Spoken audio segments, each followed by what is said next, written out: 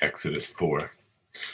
Then Moses answered and said, "What if they will not believe me or listen to what I say? For they may say, 'The Lord has not appeared to you.'"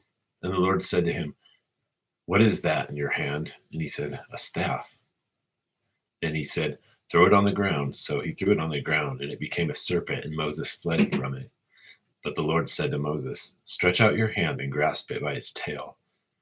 So he stretched out his hand and caught it. Then it became a staff in his hand, that they may believe that the Lord, the God of their fathers, the God of Abraham, the God of Isaac, and the God of Jacob, has appeared to you.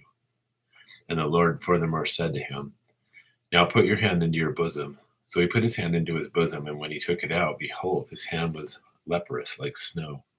Then he said, "Put your hand into your bosom again." So he put his hand into his bosom again, and when he took it out of his bosom, behold, it was restored like the rest of his flesh. And it shall come about that if they will not believe you or heed the witness of the first sign, they may believe the witness of the last sign. But it shall be that if they will not believe even these two signs or heed what you say, then you shall take some of the water from the Nile and pour it on the dry ground, and the water which you take from the Nile will become blood on the dry ground. Then Moses said to the Lord, "Please, Lord, I have never been eloquent, neither recently nor in time past, nor since thou hast spoken to thy servant, for I am slow of speech and slow of tongue." And the Lord said to him, "Who has made man's mouth? Or who makes him dumb or deaf, or seeing or blind? Is it not I, the Lord? Now then go, and I, even I, will be with your mouth, and teach you what you are to say." But he said, "Please, Lord, now send a message by whomever thou wilt." Then the anger of the Lord burned against Moses, and he said, "Is there not your brother Aaron the Levite? I know that he speaks fluently, and moreover, behold, he is coming out to meet you.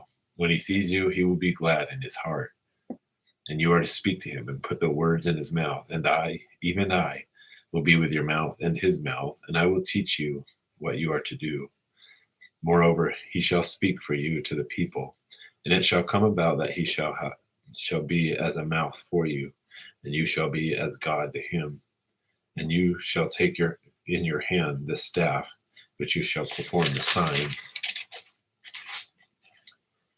Then Moses departed and returned to Jethro, his father-in-law, and said to him, "Please let me go, that I may return to my brethren who are in Egypt, and see if they are still alive." And Jethro said to Moses, "Go in peace." Now the Lord said to Moses at Midian, "Go back to Egypt, for all the men who are seeking your life are dead." So Moses took his wife and his sons and mounted them on a donkey, and he returned to the land of Egypt. Moses also took the staff of God in his hand. And the Lord said to Moses, "When you go back to Egypt, see that you perform before Pharaoh all the wonders which I have put in your power. But I will harden his heart, so that he will not let the people go. And you shall say to Pharaoh, 'Thus says the Lord, Israel is my son, my firstborn.' So I said to you, 'Let my son go, that he may serve me.' But you have refused to let him go. Behold, I will kill your son, your firstborn." Now it came about at the lodging place on the way that the Lord met him and sought to put him to death. Then Zipporah took a flint and cut off her son's foreskin and threw it at Moses' feet. And she said, "You are indeed a bridegroom of blood to me." So God let him alone. At that time she said, "You are a bridegroom of blood because of the circumcision."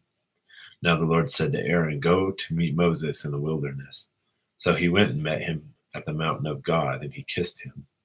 And Moses told Aaron all the words of the Lord which he had sent him, and all the signs that he had commanded him to do. Then Moses and Aaron went and assembled all the leaders of the sons of Israel.